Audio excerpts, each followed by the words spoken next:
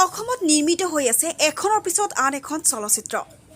তাৰে সমান্তৰালকৈ 20/8/2023 দেওবাৰে অৰ্থাৎ আজি শুভ মুহূৰ্তত কৰা হয় বাপু নামৰ নতুন আন এখন চলচ্চিত্ৰ। এই ছবিখনত দৰ্শকে দেখা পাব এটি হাতী।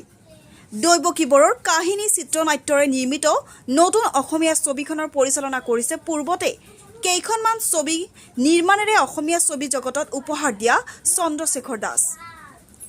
কেইগৰাকী নপুৰণি শিল্পীয়ে অভিনয় কৰা বাপু নামৰ এই ছবিখনিত অভিনয়ৰূপে এটা কণমানি হাতীয়েও অভিনয় কৰিছে। এই ছবিখন অসমৰ কেইবাখনো ঠাইত গৈ অভিনয় কৰিব আৰু এই ছবিখনৰ বাবে এই চলচ্চিত্ৰক লৈ বহু আশাবাদী বাপুৰ কলা কৌশলীৰ লগতে অন্যান্য শিল্পীসকল। আপুনি মায়ঙৰ পবিত্ৰ ভূমিত এটি অসমীয়া ফিল্মৰ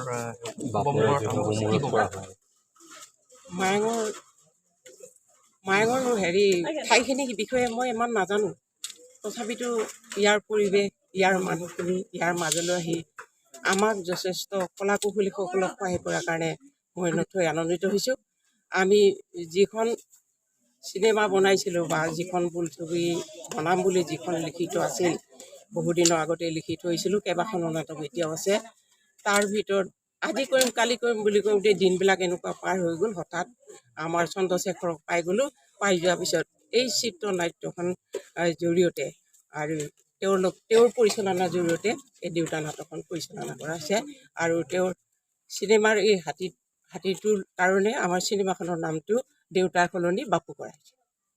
সকলোৰে পৰা মই আশীৰ্বাদ বিচাৰিম। প্ৰথমতেই আজি আমাৰ বাপু ছবিখনৰ শুভ মুহূৰ্ত আৰম্ভ হৈছে। এটা বহুদিনীয়া প্ৰচেছ প্ৰায় 6-7 মাহ ধৰি আমি লাগি আছিলোঁ।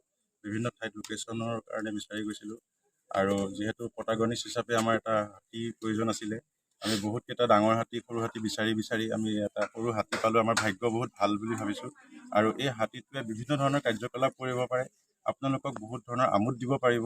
আমি চেষ্টা কৰি আছোঁ। আমাৰ এটা ৰিচাৰ্চো হৈ আছে। লগতে আমাৰ এই যিখন আমাৰ এনভাইৰনমেণ্টখনক সুৰক্ষিত কৰিবৰ কাৰণে, আমাৰ জংঘলখন সুৰক্ষিত কৰিবলৈ, পাহাৰ সুৰক্ষিত কৰিবলৈ আমাৰ ইয়াৰ কাহিনী ভাগৰ মাজেৰে বাইদেৱে কাহিনীটো থৈ দি আমি চিনেমাখন কৰিব গৈ আছোঁ। বাকীখিনি আপোনালোকে চিনেমাখন চালে গম পাব। আমি 3 মহীয়া এটা চিডিউল ৰাখিছোঁ।